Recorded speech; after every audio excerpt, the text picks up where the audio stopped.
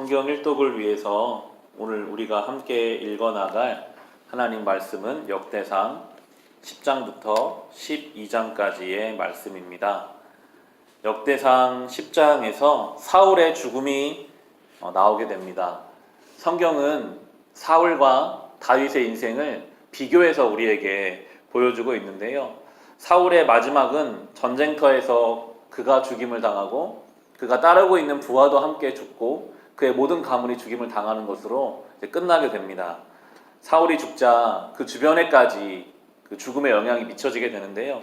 10장의 5절을 보시면 사울은 이미 스스로 죽임을 택했고 5절에 보면 이렇게 나옵니다. 그의 무기당번 병사는 사울이 죽는 것을 보고 자기도 자기의 칼을 뽑아 그 위에 엎어져서 사울과 함께 죽었다. 사울과 그의 세 아들과 그의 온 가문이 함께 죽었다. 그 골짜기에 살던 모든 이스라엘 사람은 이스라엘 군이 도망친 것과 사울과 그의 아들들이 죽은 것을 보고 살던 성읍들을 버리고 도망쳤다. 그래서 블레셋 사람이 여러 성읍으로 들어와서 거기에서 살았다라고 나오고 있습니다. 사울 혼자만 죽은 게 아니고요. 그 주변에 그를 따르던 부하도 죽었고 그의 온 가문이 함께 죽었고 그리고 그와 함께 있던 이스라엘 전체가 패해서 도망했고 블레셋에게 그 살던 곳을 내어줄 수밖에 없었던 것이 사울의 인생의 결론이었습니다. 왜 이렇게 사울의 인생이 끝날 수밖에 없었는가 하는 것을 성경은 분명하게 밝히고 있습니다. 13절, 14절을 보시면 사울이 주님을 배신하였기 때문에 이렇게 죽었다. 그는 주님 말씀을 지키지 않았고 오히려 점쟁이와 상의하며 점쟁이의 지도를 받았다. 그는 주님께 지도를 받으려 하지 않았다. 그래서 주님께서 그를 죽이시고 그의 나라를 이새의 아들 다윗에게 맡기셨다라고 나옵니다. 사울이 무슨 전술을 잘못 택하고 정치를 잘못해서 그런 일이 일어난 것이 아니라 하나님을 배신했기 때문에 하나님께 지도를 받지 않고 세상 것을 따랐기 때문에 이런 결과가 일어났다라고 성경은 우리에게 분명하게 밝혀주고 있습니다. 역대상을 시작하면서 말씀을 드렸지만 이 역대상의 최초의 수신자, 역대상을 가장 먼저 받아본 사람들은 바벨론 포로기를 마치고 모든 것이 다 무너져버린 이스라엘 땅에 돌아와서 이제 이스라엘을 재건해야 하는 돌아온 이스라엘 사람들에게 이 역대상이 가장 먼저 보여졌습니다.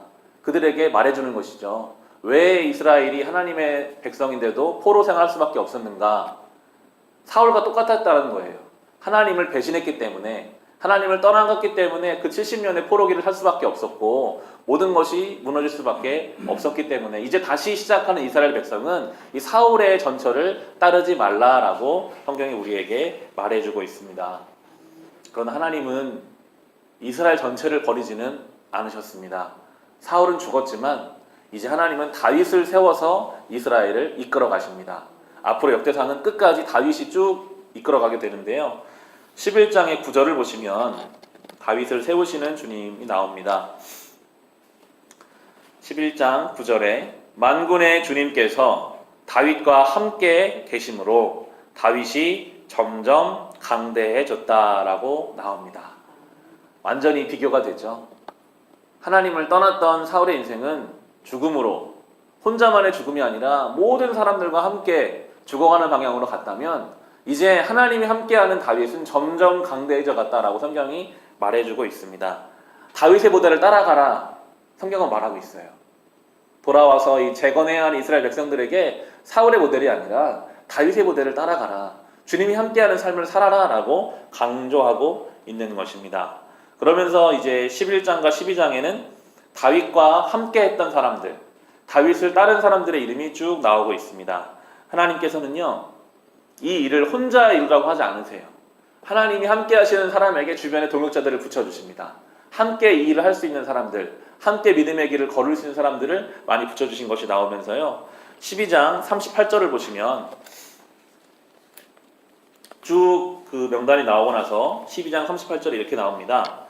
전투 채비를 한 이 모든 군인이 다윗을 온 이스라엘의 왕으로 추대하려고 충성된 마음으로 헤브론으로 왔다.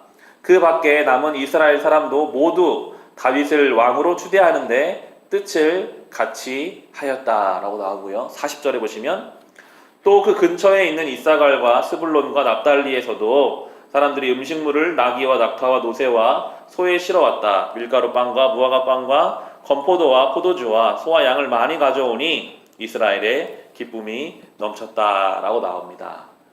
앞서 우리가 살펴본 사울의 결론과는 너무나 대조가 되죠. 사울이 죽고 그에 따르던 부하들도 죽고 그의 모든 가문이 죽으면서 끝나는 것과는 달리 다윗은 많은 사람들이 함께 와서 뜻을 같이 해서 이제 왕으로 세웠고 모든 사람들이 함께 모여서 음식을 나누면서 기쁨이 넘치는 모습을 다윗의 모델로 보여주고 있습니다. 성경은 말해줘요. 하나님과 함께하는 신앙은 나만 내 인생만의 복이 아니라 내 주변의 모든 사람들에게 함께 하나님의 복을, 생명을, 기쁨을 주는 인생이 될 것이고 그러나 사울처럼 사는 인생의 그 끝은 죽음과 멸망밖에 없음을 우리에게 뚜렷하게 보여주면서 이제 주님과 동행하는 삶을 살아가라고 우리에게 말해주고 있습니다. 우리도 이 신앙의 길을 함께 걸어갑시다. 우리가 주님 앞에 온전히 섬으로 우리 가정에도 우리 일상에도 우리가 함께하는 사람들에게 이 생명을 전하는 달과 같은 신앙의 모델을 따라가시기를 주님의 이름으로 축원합니다.